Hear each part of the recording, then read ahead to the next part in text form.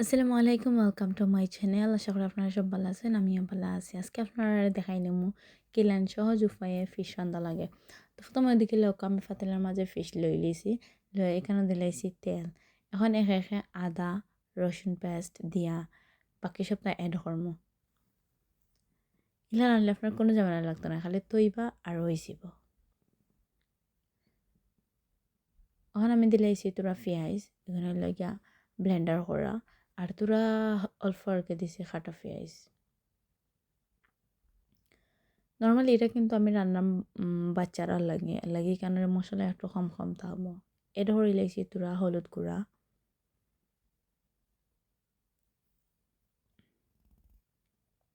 সামান্য একজরা গুঁড়া মরিচ দিছি, কারণ উড়ুতে তত বেশি জাল খাই না। এবার এখানে দিলাইছি তোরা ধনিয়া গুঁড়া, এটা হইল মিক্স মশলা। ওসবটা দিয়া আমি নানি বালা করে খালি আধে খসলাই নিব, আর খসলাই তৈরি রাখবো। এখন ধরে লাইছি পরিমাণ মতো লবণ,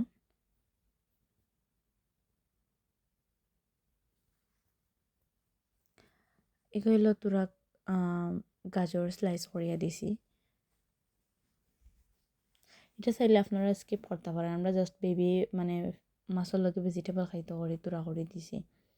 তো এমলাই আমি গীতা হর মগন তারা বালা হরিয়া আধে খসলা উসলাইয়া ফাতিল আর কি সুন্দর করিয়া হালকা করে সাজিয়ে সাজিয়ে আর কি বইয়া তৈরি রাখবো।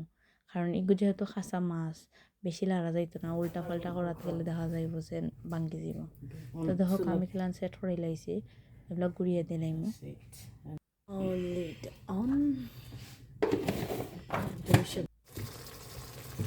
কিছু সময় জাল হওয়ার পরে আমি ব্ল্যাক টমেটো এনে হয়ে নিয়েছি।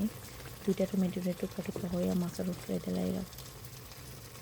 টমেটোটা তারপরে দিলে যখন যেন আলাদা একটা ফ্লেভার হয়, টেস্টও একটু ডিফারেন্ট লাগে।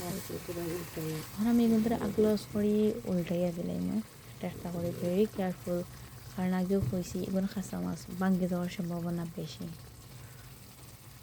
আপনারা যদি এখান দিয়ে অলন উল্টাইতে না পারেন, 2টা লইবা, 2টা দজি দিয়ে হালকা হালকা করে দরিয়া উল্টাই উল্টাইয়া দিলে।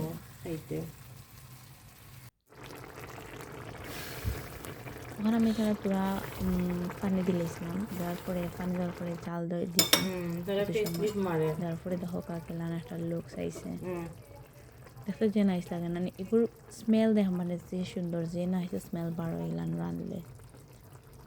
উপরে তোরা ধনিয়া পাতা ছিটাইয়া দিলাইরাম। কোম্পানিও ঠিক আছে।